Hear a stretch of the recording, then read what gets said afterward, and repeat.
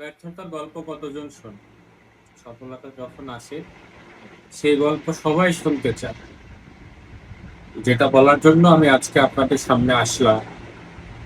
আজকে দেখেন, দীর্ঘ অনেকদিন যাবৎ আমি আপনাদেরকে বিনোদন দিয়ে আসছি, নাটক বানাচ্ছি, শর্ট ফিল্ম বানাচ্ছি। তো আমাদের আশেপাশে অনেক ক্রিয়েটর আমি দেখছি যে যারা এই ধরনের ভিডিও তৈরি করে অল্প দিনে অনেক ভিউজ কাউন্ট করছে। তো আমি যেহেতু ১.৫ বছর প্রায় শেষ, ২ বছর হতে যাচ্ছে। তো এই ক্ষেত্রে আমি যে ভিডিওটা আপলোড করি, সেই ভিডিওটা আপনারা কিছু মানুষ কমেন্ট করেন। দেখেন অনেকেই ভিউজ আসে ৪-৫ হাজার, ৬,০০০। যেহেতু আপনারা আমাকে ভালোবাসেন, এটা আমি জানি। তো ভালোবাসা যদি থাকে তাহলে আমাদের ভিডিওগুলা যখন আপলোড হবে, তখন আপনারা একটু কষ্ট করে লাইক, কমেন্ট এবং শেয়ার করবেন।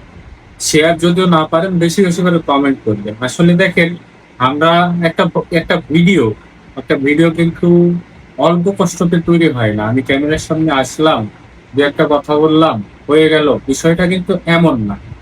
বিষয়টা হচ্ছে যে একটা গল্প তৈরি করতে হয়, তারপরে সেই গল্পটাকে বাস্তবায় রূপ দিতে হয়, তারপরে সেটাকে এডিটিং করতে হয়, সাউন্ড দিতে হয়, কালার দিতে হয়, তারপরে আপনাদের সামনে উপস্থাপন করা হয়।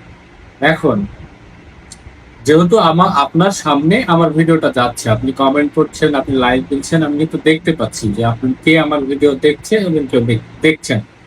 তো রাস্তাঘাটে দেখা হয় অনেক মানুষের সাথে, অনেক মানুষ অনেক রকমের আহ অনুপ্রেরণা দেন আপনারা যে তোমরা ভিডিও চালিয়ে যাও, চালিয়ে যাও। তো আসলে এটা ব্যর্থতার কোনো গল্প নয়, সবেমাত্র শুরু অনেকে বলতে পারেন। তবে যদি যদি কোনো কিছুর একটা রাস্তা না দেখা হয়, যদি আমি রাস্তাটা সামনে আমি দেখতে না পাই, তাহলে সেটা কিন্তু শুধু ব্যর্থতা ছাড়া আর কিচ্ছু নয়।